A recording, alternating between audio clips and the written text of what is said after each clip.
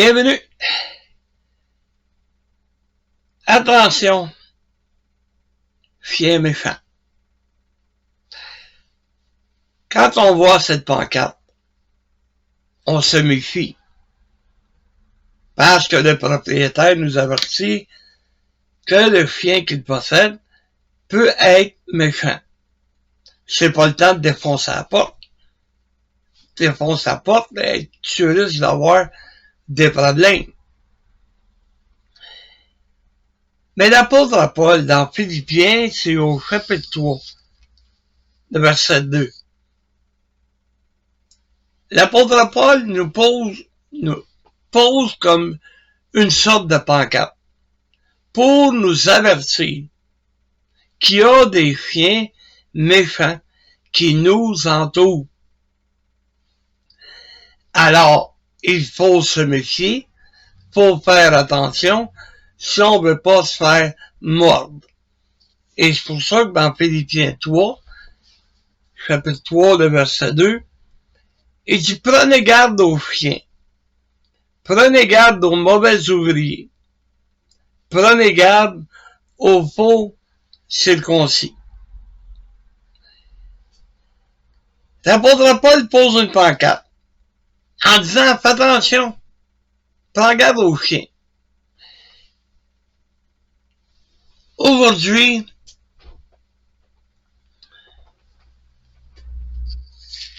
dans le monde moderne dans lequel on vit, il y a beaucoup de personnes qui vont adopter un chien. Il y a beaucoup de personnes qui vont avoir un chien domestique. Mais si on se réfère à l'apôtre Paul, à sa période à lui, les gens, c'était rare ceux qui avaient un chien domestique. La plupart qui avaient un chien, c'était des bergers. Parce que les chiens aidaient les bergers à garder le troupeau. Pour le peuple juif, un païen, c'était un non-juif. Point à la ligne. C'était pas considéré comme un chien. Celui qu'il considérait comme un chien ou qu'il comparait à un chien, c'est une métaphore. C'est-à-dire que quand il parle des chiens, qu'il compare les personnes à des chiens, c'était des gens qui ne respectaient pas la foi, qui ne respectaient pas les croyances du peuple juif. Ils étaient considérés comme des chiens. Tandis que ceux qui considéraient comme des païens, ben c'était des non-juifs. C'était des juifs qui n'adoptaient pas la croyance du peuple juif. Ben ça s'arrêtait là. C'était pas comme celui qui avait aucun respect. Celui qui voulait s'en prendre aux croyances du peuple juif, qui essayait de détruire les croyances du peuple juif. Le païen qui était une personne plutôt étrangère. Il était là, il respectait la foi du peuple juif, il l'adoptait pas, mais il la respectait. C'était un païen. Tandis que celui qui était considéré comme un chien, ben lui, à ce moment-là, il causait un paquet de troubles au peuple juif. En Israël, il y avait une race de chiens qu'on appelait les chiens de Canaan. C'était des chiens qui étaient semblables aux huskies. Moitié sauvages et moitié domestiques. C'est là qu'ils servaient aux bergers. Mais avec le temps, avec la modernité, ben les chiens ont pris une place dans la maison, une place dans les cours. Ils ont pris une place, devenant des animaux domestiques, des animaux que les gens adoptent. Il y en a qui vont loin en pensant que le petit toutou, c'est le petit bébé. Non, non, un chien, c'est un chien, puis une personne humaine, c'est une personne humaine. Mais je t'essaierai de me faire croire, un chien remplacera jamais un enfant. Jamais. Donc, l'apôtre Paul nous met en garde, nous, aujourd'hui. En nous disant de faire attention à notre foi. Parce que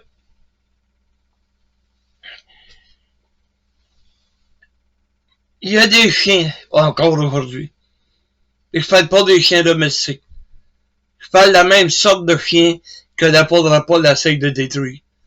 Essaye de nous décrire, excusez-moi. Mais en même temps, de les détruire. C'est ce qui est le but, c'est de s'en débarrasser. Donc, l'apôtre Paul nous met en garde contre ceux qui vont s'élever contre notre foi.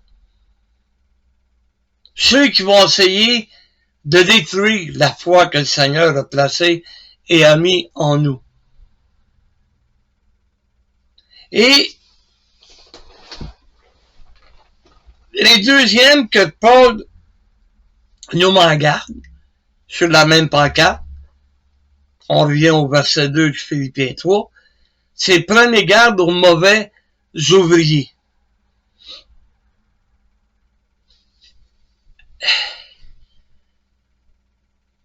Un mauvais ouvrier, c'est quoi? Qu'est-ce que c'est un mauvais ouvrier? Vous avez des emplois. Vous avez un boss au-dessus de vous autres. Et le boss va vous donner ses recommandations. Qu'est-ce qu'il attend comme travail de votre part? Un bon ouvrier va écouter ce que son boss va lui dire. Un mauvais ouvrier, il va faire à sa tête. Ben moi, c'est de même que je l'ai fait, c'est toujours de même que je l'ai fait, puis c'est comme ça que je vais le faire. J'ai jamais eu ce problème-là. Quand un contremaître me disait, ben fais ça de telle manière, je le regardais en disant, mais c'est pas de même qu'on le fait d'habitude. Il dit, c'est moi qui mène. Ben, ok, moi, m'obstine pas, c'est pas moi qui va m'obstiner avec toi. Je le faisais à la manière du contremaître qui m'avait décrit de quelle manière il voulait que ça soit fait. Mais quand le boss, pas le petit contremaître, quand le vrai boss passait, qui me voyait faire, il me disait, qu'est-ce que tu fais là? Ben moi, je fais de qu'est-ce que son contremaître m'a dit de faire. C'est qui mangeait le plat? Pas moi. Moi, je faisais comme le contremaître a dit. Moi, je tiendrais pas, là. C'est le contremaître qui mangeait le plat. Parce que c'était pas fait selon ce que le patron voulait que ça soit fait. Des mauvais ouvriers, il y en a. Dans l'église. Dans nos églises. Et ça, on en a un exemple dans le livre du 3e livre de Jean, à partir du verset 9, qui nous enseigne que j'ai écrit quelques mots à l'église. C'est l'apôtre Jean qui écrit à l'église. Mais Diotrephe, qui aime à être le premier parmi eux, ne nous reçoit point. Un autre qui se prend pour un autre. Il y a des recommandations qui ont été laissées, c'est-à-dire des enseignements laissés par Jésus à son Église. Et l'apôtre Jean écrit justement concernant un mauvais ouvrier, que lui a décidé que c'est pas comme Jésus veut qu'on fasse. Regardez bien comment il se prenait pour un autre. Il aime à être le premier parmi eux. Alors que le Seigneur Jésus nous recommande d'agir humblement, de travailler humblement. Il faut être humble. Il faut pas se prendre pour un autre. Tu sais, Jésus, là, dans son enseignement, nous dit, regarde ton frère comme étant au-dessus de toi-même. Mais Diotrephe, pendant qu'il a vu, il voulait même pas recevoir les apôtres. Et verset 10 qui dit, c'est pourquoi si je vais vous voir, je rappellerai les actes qu'il connaît, en tenant contre nous de méchants propos, non content de cela, il ne reçoit pas les frères et ceux qui voudraient le faire. Il les empêche, il les en empêche et les chasse de l'Église. C'est un mauvais ouvrier. Il se prend tellement pour un autre qu'il se prend pour le boss que lui, il veut pas recevoir les apôtres. Il veut pas recevoir les frères. Il les empêche d'aller dans l'église, d'aller à l'église, puis en plus, il va les chasser. Malheur à lui, parce qu'il va falloir qu'il se présente devant Dieu, ce gars-là. Il va falloir qu'il arrive devant Dieu, puis qu'il va avoir à répondre. Même s'il sort à Dieu, moi, je voulais rien que protéger son église, là. C'était des fauteurs de troubles, ça. C'est sûr, si on dérange monsieur la petite personne, si on dérange ses plans, à ce moment-là, on a un problème, hein. Il va nous chasser de l'église.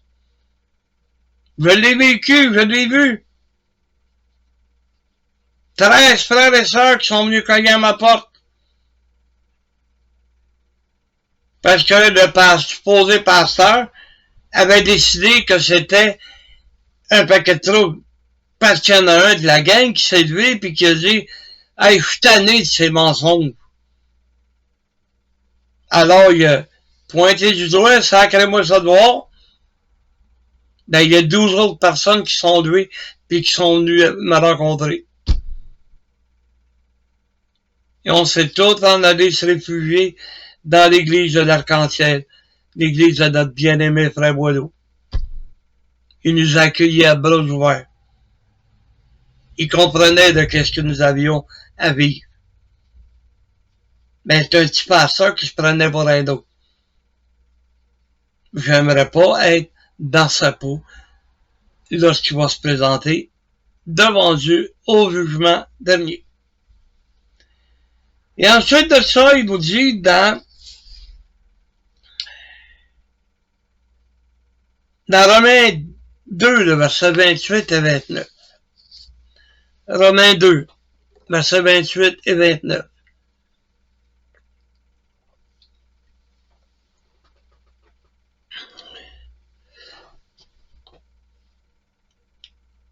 Il dit, prenez garde aux faux circoncis. Si on revient une seconde dans Philippiens 3, verset 2. Prenez garde aux faux circoncis. Romains 2, le verset 28, nous apprend que le juif, c'est pas celui qui en a les dehors. Et la circoncision n'est pas celle qui est visible dans la chair. Adolf Hitler et les Allemands pouvaient reconnaître facilement les Juifs. Il avait juste abaissé le pantalon. Et celui qui était circoncis, automatiquement, c'était un Juif. C'était le seul peuple qui pratiquait la circoncision. Parce que Dieu leur avait demandé et exigé. Avez-vous, l'enfant était présenté et il était circoncis. Donc, c'était facile pour l'Allemand de savoir celui qui était juif et celui qui ne l'était pas. Il y avait rien qu'à baisser le pantalon. Il pouvait le voir. Mais ici, l'apôtre Paul nous dit, le juif, c'est pas celui qui en a les dehors. C'est pas lui que tu vas baisser le pantalon et que tu vas reconnaître. Mais le juif, c'est celui qui l'est intérieurement. Et la circoncision, c'est celle du cœur. C'est celle du cœur selon l'esprit, et non selon la lettre. La louange de ce juif ne vient pas des hommes, mais de Dieu. Je suis circoncis du cœur.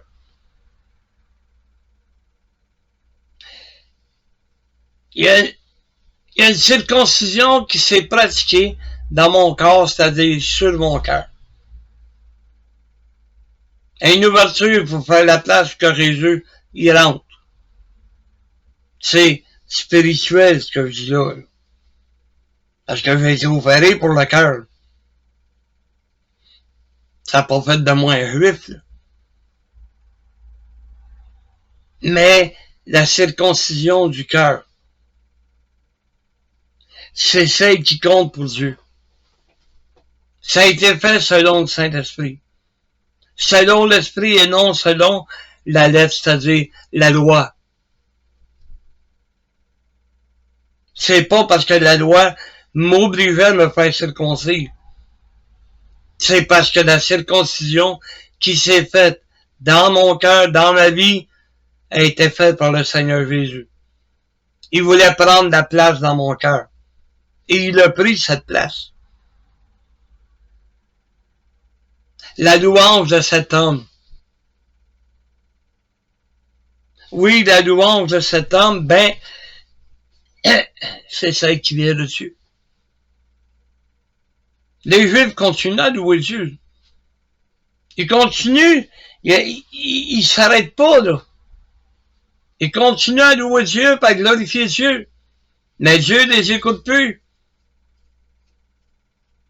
Tandis que, parce que j'ai été circoncis du cœur, il écoute mes prières. Il m'écoute lorsque je lui adresse des louanges. Lorsque je le glorifie, il va m'écouter. Parce que la circoncision qui a été faite est celle qui a été faite dans mon cœur. Mais que va-t-il donner à ces gens qu'on a décrits, les chiens, les mauvais ouvriers, les faux circoncis? Qu'est-ce qui va advenir d'eux autres? Dans Apocalypse 22, le verset 15, on en a un exemple de ce qui va leur arriver.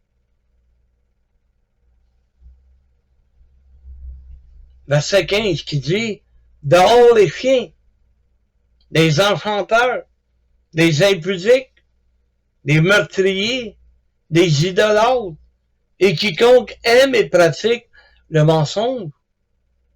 Ils ne seront pas ennemis auprès de Dieu, là.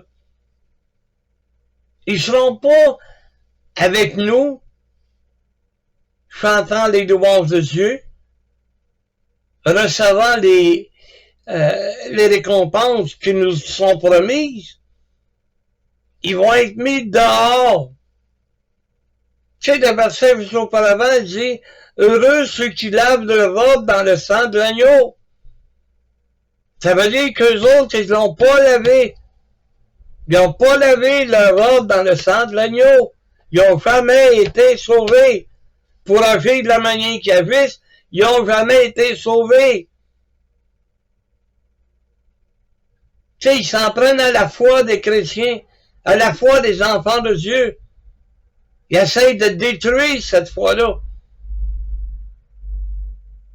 Pour ça que l'apôtre Paul nous m'engage contre les chiens, là. Tu sais, les enchanteurs, les magiciens. Va dans le livre de Deutéronome, c'est clair, simple, net et précis, que Dieu est contre ces choses. Et tout ça, c'est des nations qui ont ça. Je leur ai donné ça. Mais toi, tu les consulteras pas. Des impudiques, des meurtriers. Il suffit pas de prendre un gun puis de mettre ça sur la tente de quelqu'un pour être un meurtrier. Si t'as pas d'amour pour lui, tu peux devenir un meurtrier. C'est ça que l'apôtre Jean nous enseigne dans le premier épître. Il nous enseigne que nous sommes des meurtriers. Si on dit qu'on aime Dieu et qu'on n'aime pas notre frère, on est des menteurs. On pratique le mensonge. Les idolâtres, hey! 1,3 milliard de personnes sont catholiques sur la terre en ce moment. Et qu'est-ce que cette Église leur a appris? À adorer des statues, à devenir des idolâtres. Mais ils sont loin de pratiquer la parole de Dieu. Le premier commandement de Dieu était celui-ci. Dieu ne fera pas d'image taillée. Tu sais, la parole de Dieu est claire. Il dit dehors. T'aimes et tu pratiques le mensonge dehors. Tu veux détruire la foi des enfants de Dieu dehors. T'auras pas d'héritage avec Dieu. Tu pourras pas être en présence de Dieu. Tu vas être mis dehors à la fin des temps lorsqu'il va séparer les brebis. Ceux qui vont avoir eu compassion. Ceux qui vont avoir aidé leur prochain. Ceux qui vont avoir visité les prisonniers. Ceux qui vont prendre soin de la veuve et de l'orphelin vont être les bienvenus dans les bras du Seigneur. Il va les accueillir à bras ouverts. Mais les autres qui n'ont jamais été sauvés vont être mis dehors. Malheur à eux. Même si tu essaierais de te justifier en disant c'est pas de ma faute, je n'ai jamais lu la Bible. Ben, t'as pas d'excuses, il y a des Bibles partout dans les montagnes. Il y a des Bibles qui sont distribuées par un groupe qu'on appelle les Gédéons. J'ai des Bibles en français qui m'ont été envoyées par une organisation aux États-Unis, des missionnaires baptistes Saint-Marc. T'as juste à me 450-588-4331. 1260 rue principale Saint-Roch-de-l'African. Tu peux m'appeler, tu peux m'écrire. Je suis même sur Facebook, Marcel Meunier. Et je vais t'en procurer une, je vais t'en donner une. T'en vendrais pas, là, on va te la donner. Mais trouve-toi pas d'excuses en disant à Dieu, ben j'ai jamais eu l'occasion de la lire. Dehors, c'est là qu'il va être ta place. Que Dieu te guide surtout.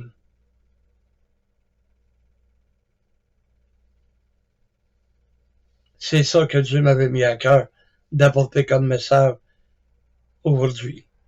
Que Dieu nous bénisse. Amen.